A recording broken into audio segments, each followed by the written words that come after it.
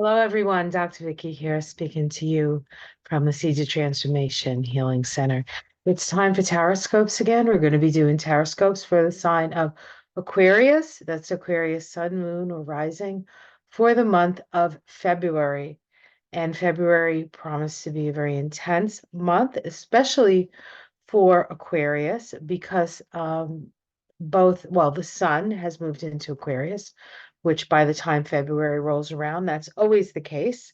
But the other part of the story is that Pluto has also moved into Aquarius, which is a much more rare thing to happen. In fact, it moved into Aquarius almost immediately after the sun moved into Aquarius, after the sun and Pluto had made a conjunction at the very, very last degree of Capricorn. So that's significant as well. And we do have Pluto going into Capricorn, back into Capricorn in September 1st, and it'll be there till the 20th of November. And it stays in that last degree of Capricorn. So whatever was initiated at that conjunction will really sort of be seen, I think, not fully experienced, but definitely seen as later in the year, right around the time of the American presidential election. So we'll see how that manifests itself. We'll be together for that, hopefully. So let's get into the astrology of Aquarius specifically. So let me pull that up.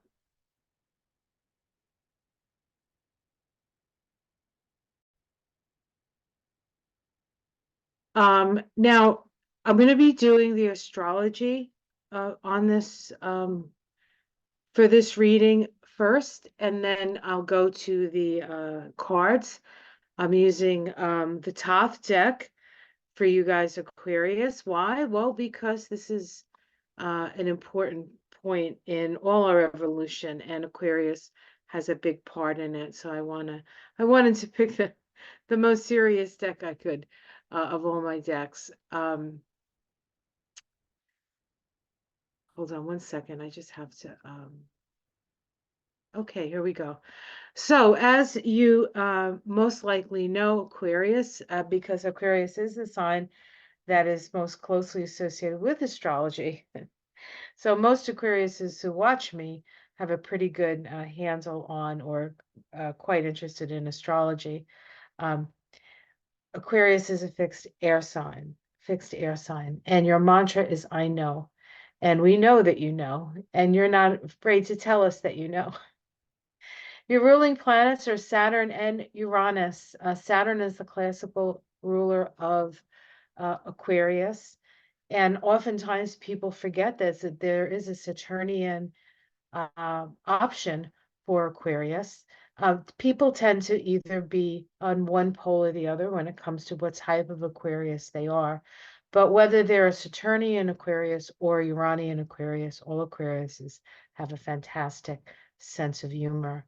Um, I always see as humor as the ego buster. And really that's what Aquarius is about, because the opposite sign of Aquarius is Leo, which is all about really ego and what I can bring to the party. And Aquarius is like, we're all here for the party. There's nothing special in you. Um, but of course, as Pluto moves through Aquarius, there's a middle point between being able to express yourself, Leo, for the betterment of the group, Aquarius. That's really the energy that we're aspiring to as Pluto moves through Aquarius. Uranus, of course, is your ruling planet as well. Saturn right now is in Pisces, the last sign of the zodiac, and Uranus is in Taurus, the most solid sign of the zodiac. And of course, Pluto has moved into Aquarius. Let's take a look at your setup. Now, the first thing we're going to see here is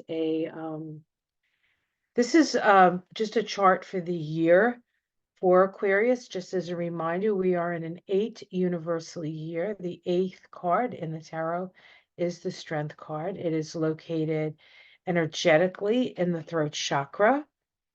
And so this is a year of self-expression. It's also a Leo year, right? And you're in Aquarius, and I just talked about that. But it is a balance between creative self-expression and humility and the humbleness that comes with, hopefully, that comes with Aquarius. Uh, your ruling planet, both your ruling planets stay in the signs that they start the year in. So Saturn remains in Pisces and Uranus remains in Taurus. But this is the last year that Uranus is in Taurus for the whole amount of time of the year.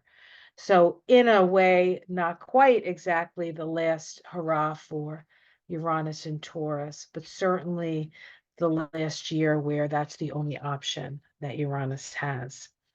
All right, let's continue on here.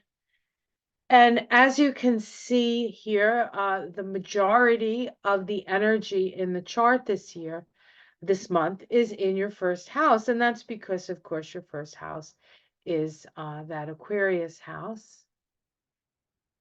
Okay, hold on one second. I'm trying to get rid of something that's being shown to me here, and I don't know how to get rid of it, honestly. It's sort of in my way. Nope, I don't want to do that.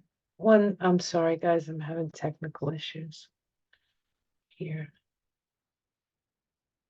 Yeah, I know I'm screen sharing. Very good. Okay, can I check that off? What can I do? Okay, it's still going to do it. I don't know if you can see this. Hopefully you can't see this because it's in the way. Oh my goodness, this has never happened before. I have no idea what the problem is. Let's see here. Oh, I see.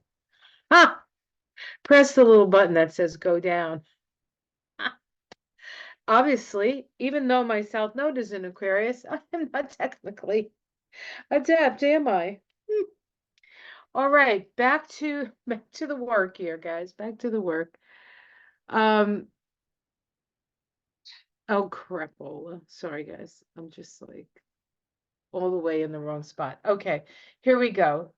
Um, you can see that there's a lot of energy in your first house, of course, because we start the month with the sun in your first house in Aquarius and Pluto in Aquarius. So those are the two planets that start the month in Aquarius. And then eventually through the month, we have Mercury move into Aquarius, we have Mars move into Aquarius, and we have Venus move into Aquarius.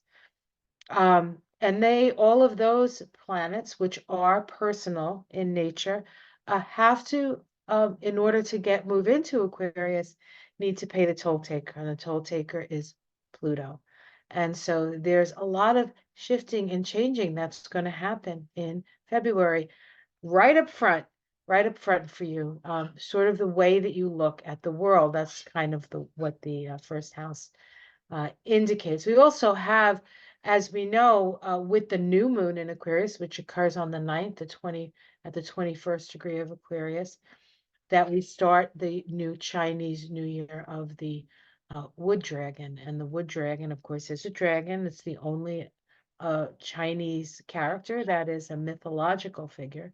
It is considered one of the most powerful figures of all the figures in Chinese astrology, and it is wood. So the last time we were in the year of the dragon, it was 2012, and it was a water dragon. Now we're in 2024, 12 years later. Those things run on a 12-year cycle. It's sort of a Jupiter cycle, actually. But now we're in the year of the wood dragon. And if you have turned 60 during the period of this new moon until the next new moon, in next February, then you are having your Chinese return, really.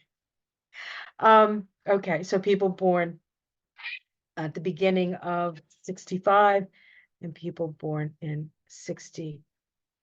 4. So I believe that this is true for the Vice President of the United States, who is not an Aquarius, but does have Saturn in Aquarius. So that's very interesting, I think. Okay, let's continue. We start the month with a lovely sextile between Mercury and Neptune. Mercury here in Capricorn in your 12th house, making a sextile, a communicative aspect with Neptune.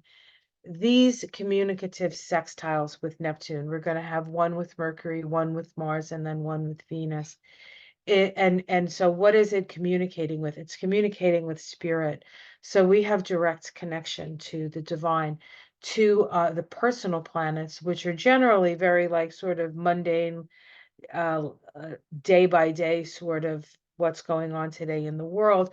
When we have these transpersonal planets interacting with them, it's almost as if we're bringing that transpersonal, transformational, and evolutionary energy to everyday life. And we're going to definitely experience that with these connections to Neptune. They sort of broaden our expanse, broaden our sense of unity with the rest of creation, not just other humans, but the the humans, the plants, the animals, the planetary consciousness, all the consciousnesses come together in Neptune. In Neptune, it is the energy of unity and divinity. On the 5th, not too long into the month, we have Mercury ingress into Aquarius and then conjoin Pluto, paying the toll, paying the toll. On the 7th, we have a waning trine of Venus to Uranus. We have a couple of these waning trines. Venus to Uranus is an ability to change, easy change around money and relationships, generally positive, but it can be like depending on if you're foolish with your money, there can be a big change of fortune here. So, um, but generally the waning trine as it is does have some wisdom attached to it. So hopefully you've paid attention. On the same day, the 7th, Mars makes that waning sextile to Neptune, just like Mercury did a few days before. Mars is our action, and of course, Neptune is divinity. What is Spirit asking us to do? On the 8th, we have a square between the Sun and your ruling planet, Uranus. Of course, the Sun right now in Aquarius and Uranus in Taurus in that 4th house of yours, right? So this square is a last quarter crisis in consciousness square. It's about becoming an authority in your own life. It's very revolutionary and it has the energy of Aquarius, but you're already in Aquarius. So this is sort of amps up the Aquarius energy again, if the Aquarius energy needed any more ramping up, but this is you. You are full of self this month. Um, on the 9th, we have that new moon I spoke of. This is a good time to start a new regime. New moons are always about beginnings, and it's in your first house. Your first house is how you see the world, is how you present yourself to the world. People will experience you as transforming and changing, and part of that is the Pluto energy, but there's so many other things going on, especially this month, that it'll be pretty evident to others. It may not be as evident to you because the first house is kind of how others see you, just as the 7th house is how you see others. But we generally see others as a reflection of us. So sometimes we see ourselves more as our 7th house cusp than we do as our first house cusp. But the world will experience us as that first house cusp. I'll give you an example. I have a Leo ascendant with Aquarius on my 7th house cusp. If you were to ask me, how do you think people see me? I would say they see me as an astrologer. They see me as a little bit off the beaten path, a little bit doing things differently, rebellious, really not good with the rules, always trying to like see what rules I really need to follow. Not that I do illegal things, I don't, but the sort of social rules like a woman shouldn't do that or this, that, or the other thing. I've never really gone along with that. I've always sort of done my own thing, and that's very Aquarius, as you know, Aquarius. But my ascendant is Leo, so people might see me differently as I see myself. They might see me as somebody who's easily expresses themselves. They might see me as a teacher energy. They might see me as a creative. They might see me as a diva. I don't know. I can't imagine, but they may see me as that. Or certainly they may see me as a leader, which is another expression of Leo. So that's kind of how that works. All right. Back to you, Aquarius. We have a square between Mercury and Jupiter. It's a last quarter crisis and consciousness square, that Aquarian energy, that rebellious energy. Mercury is our logical mind. Jupiter is our intuitive mind. The intuitive mind does have the higher perspective here. And so if you're struggling between logic and intuition, go with intuition on this day. On the 13th, Mars, the planet of energy, moves out of your 12th house. It's been in Capricorn. It likes being in Capricorn. Doesn't always like being in the 12th house, but at least it was in Capricorn. So it's pretty directed, even in the 12th house. But now it moves into the first house, and it loves being in the first house, right? The first house is the Aries house. So a lot of energy coming into your chart on the 13th, and then followed by the next day when it makes a conjunction to Pluto, starting the Mars-Pluto synodic cycle, which has a special significance. Between Mars moving into Aquarius and then conjoining Pluto, Venus, the last planet, to make a waning sextile to Neptune. That happens on that day. And Venus and Neptune have a special relationship, just like Mars and Pluto have a special relationship. Neptune is the higher octave of Venus.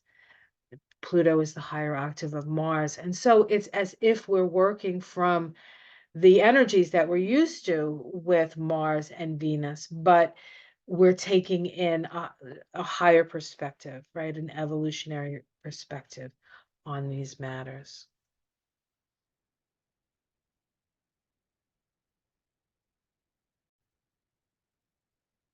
So if we look on the 16th of February, we see that Venus has ingressed into Aquarius. And so now everything is out of your 12th house and into your first house.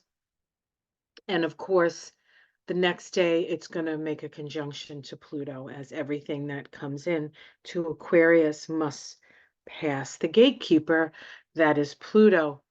But on the day that Venus ingresses into Aquarius, we also have Mercury making a last quarter square to Uranus, right? We already had the Sun make the last quarter square to Uranus. Now Neptune is going to make the last quarter square to Uranus, and eventually Mars and Venus will make a last square to Uranus, but that doesn't happen until March.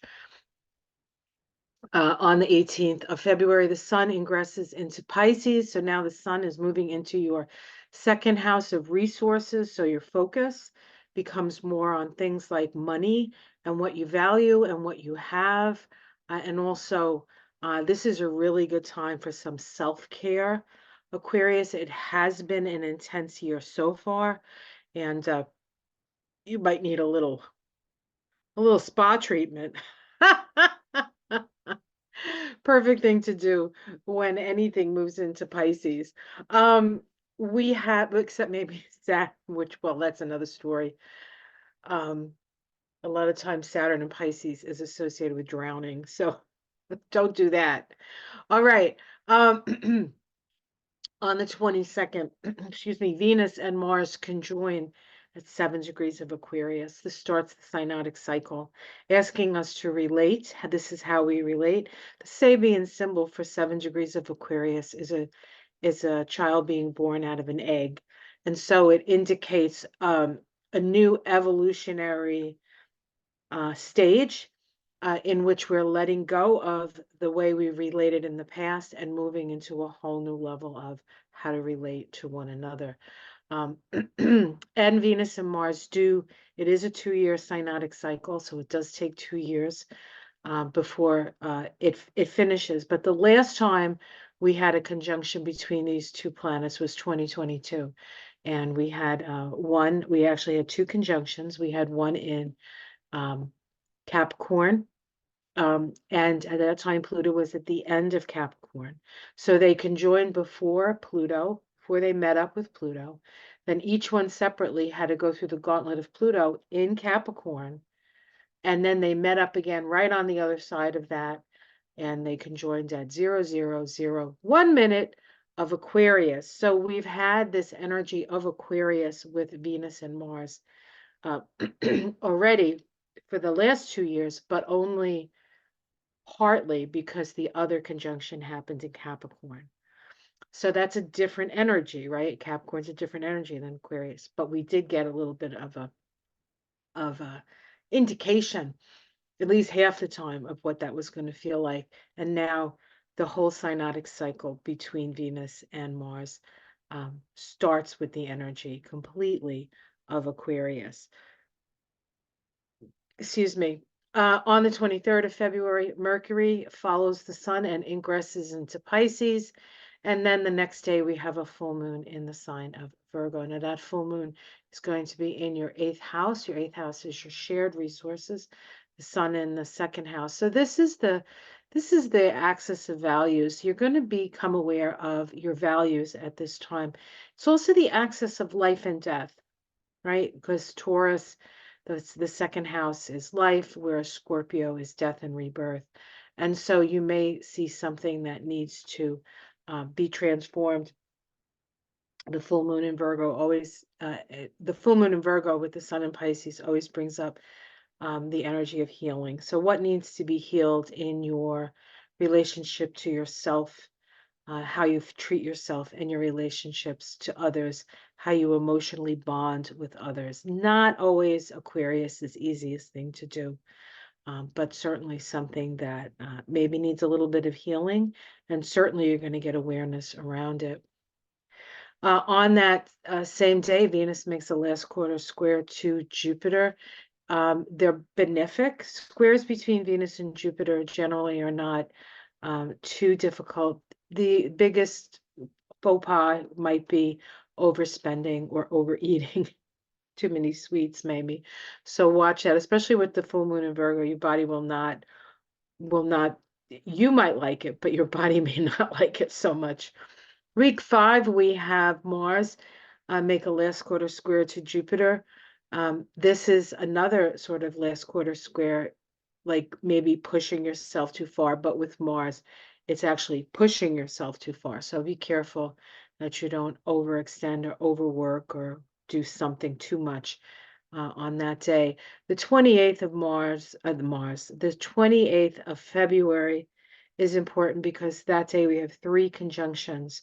And we can see right here where they may be because we have Mercury, the Sun, and Saturn now all in Pisces, and they do all come together on the 28th. The first thing to come together is the Sun and Mercury. Mercury in the heart of the Sun.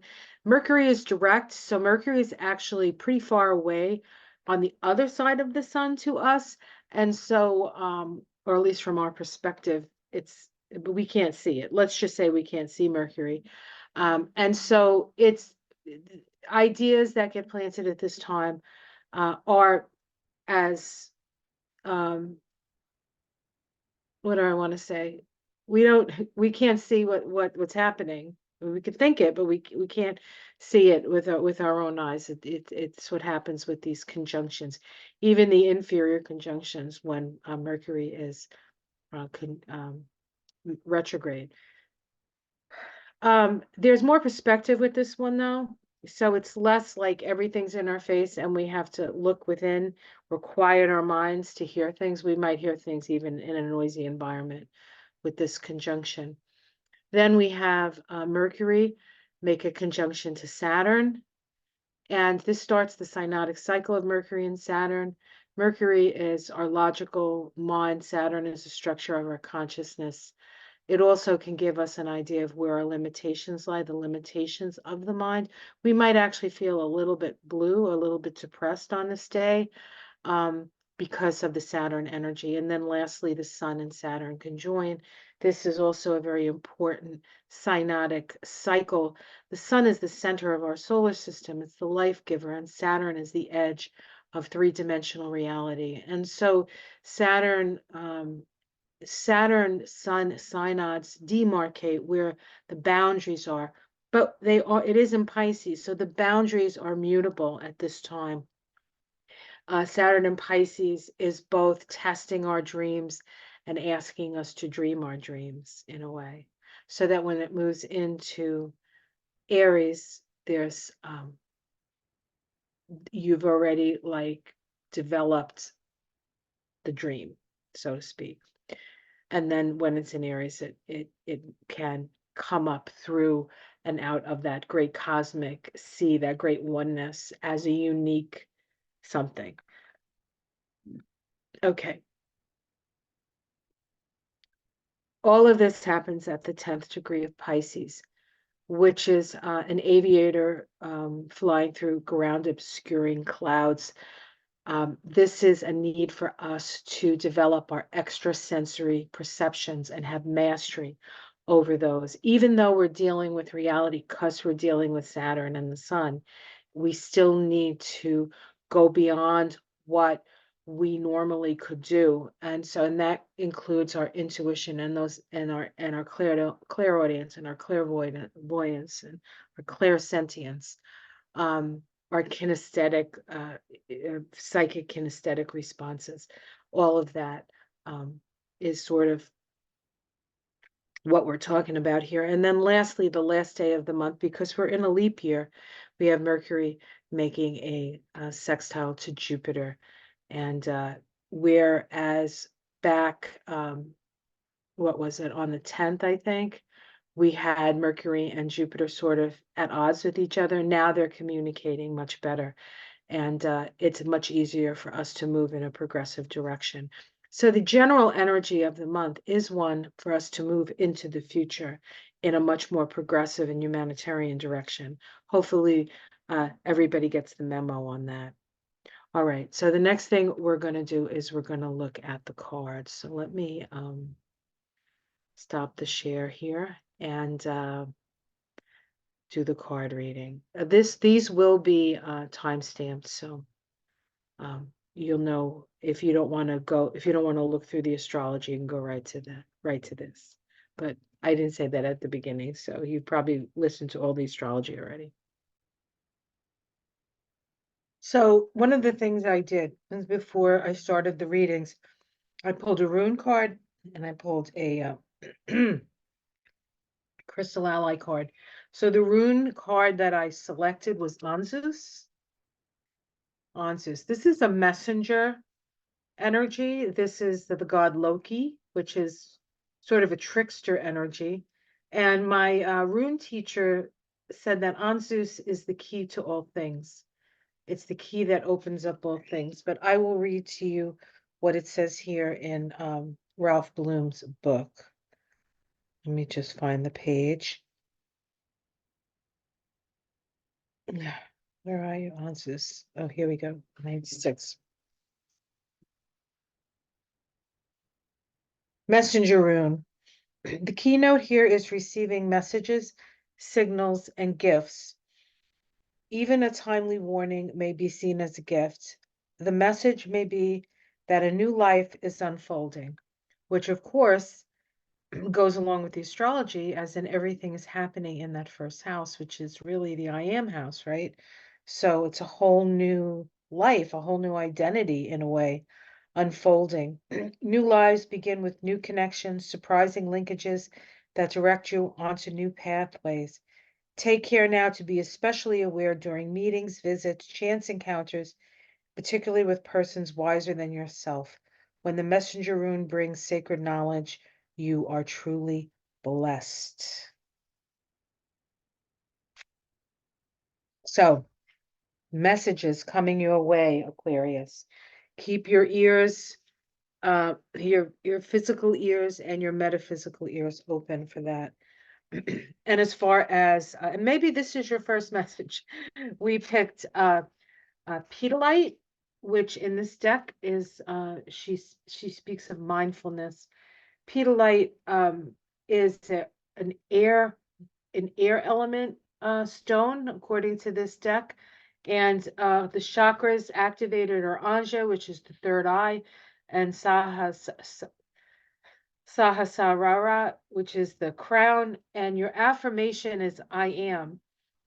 It says, stop focusing on past stories or future illusions. The only moment that exists right now is now. At this moment, everything can change.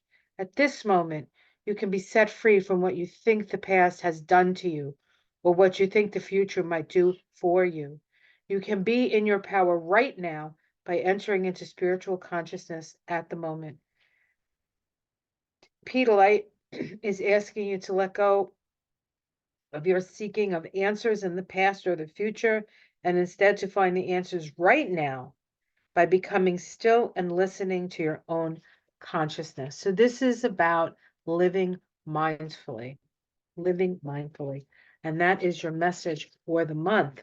Okay, let's get into the tarot and see what the Thoth Deck has to say about all of that.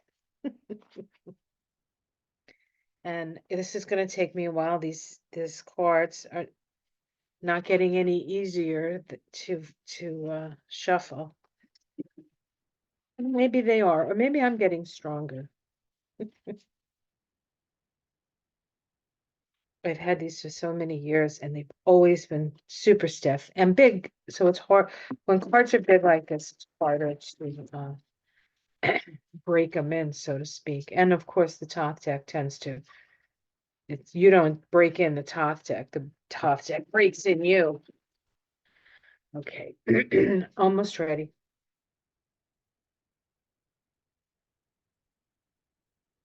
So what messages do we have for Aquarius?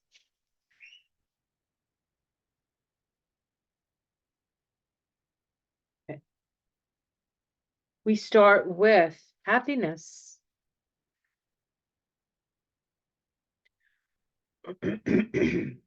As soon as I looked at this card, Pharrell's song Happy came up. Like that was the first, it's like, whoop, that song came in my head.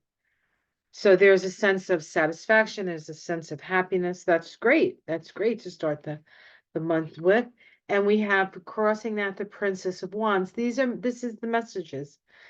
This is the messages of Bechdelight. Yeah, so this is about messages. The excuse me. The Princess of Wands can be a little bit of a disruptor in that she is channeling messages from spirit. So we'll see how the rest of it goes. Well, we know that you're happy and then a message comes. Let's see what's underneath it.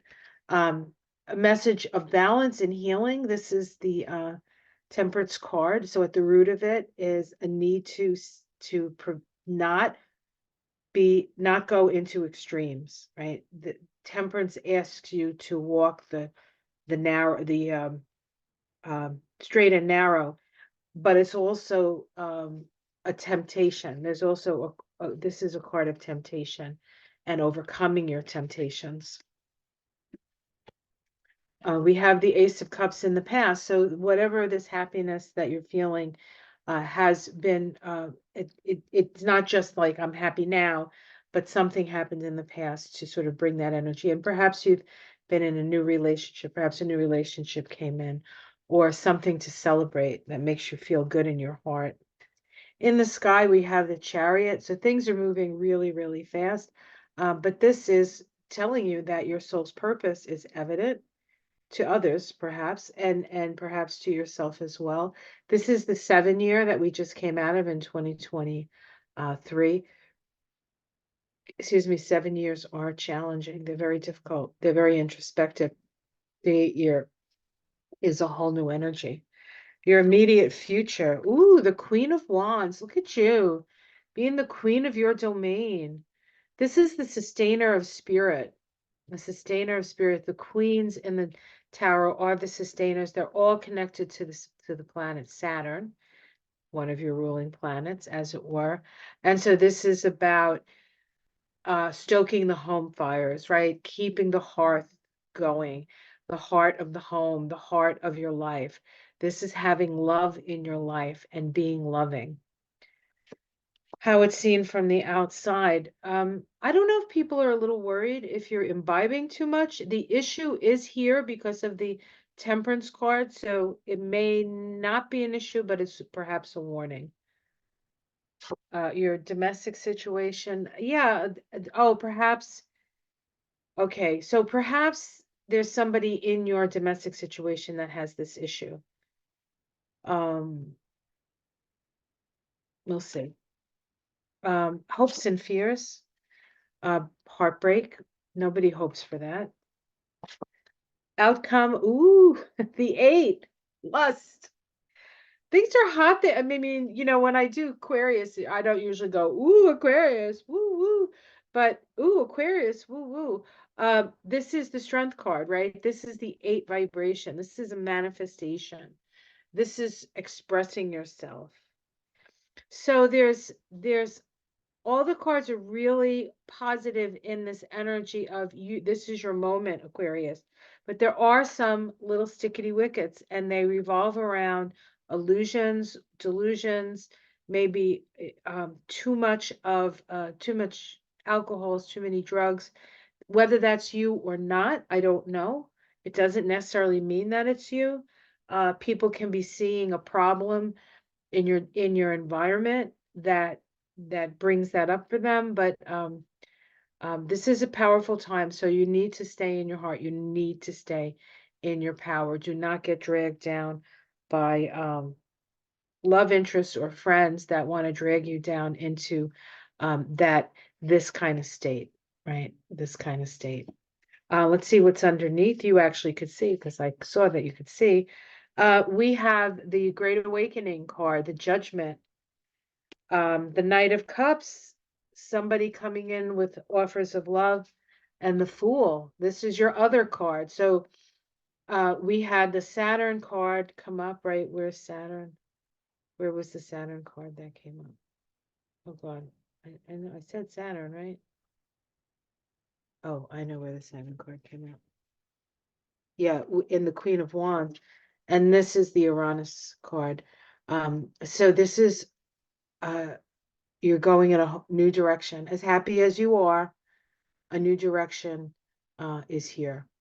So, wow, wow, wow, wow. This is your moment.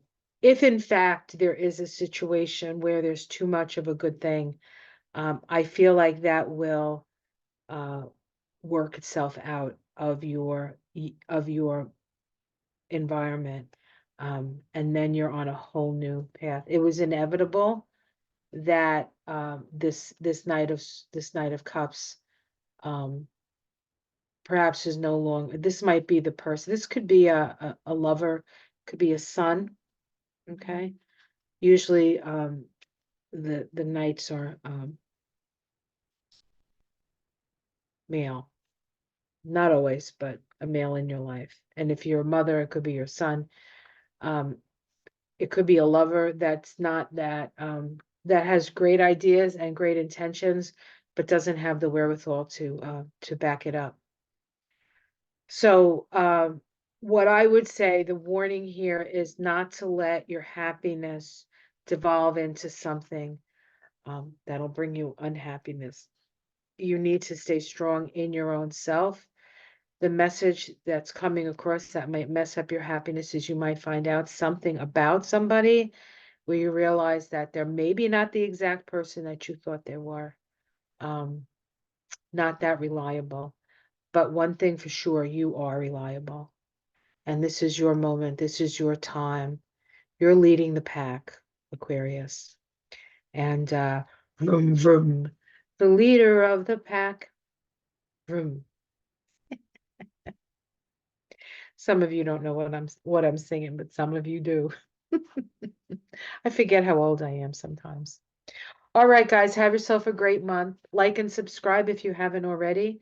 If you would like to have a reading with me, I do personal readings. They are a combination of astrology, numerology, and Kabbalah. Most people who get them really enjoy them. They're very deep. It takes a while. I record them so you can listen to them over and over again. A lot of information comes through in those readings. And I am starting a beginner's astrology class. There's two options. I have a Saturday afternoon class from noon to 2, or I have a Monday evening class from 7 to 9. Both classes are 6 weeks long, and they occur on consecutive. If it's a Saturday class, Saturdays. If it's a Monday class, Mondays. All Eastern time, and that's beginning. Saturday class is beginning on the 3rd of February, and the evening class is beginning on the 5th of February. So if you're interested in learning some astrology, so you can understand more about what I say, learn the language. Even if you know astrology, a good beginner's class is a great way to shore up your fundamentals. Because once you have the fundamentals down, you can read just about anything. It takes time, to work with it. But once you have those 4 fundamental parts of astrology, the signs, the planets, the houses, and the aspects, um, Bob's your uncle. The world's your oyster. No? Okay. Take care, everyone. Have a great month ahead, and I'll see you again next month. Take care. Namaste.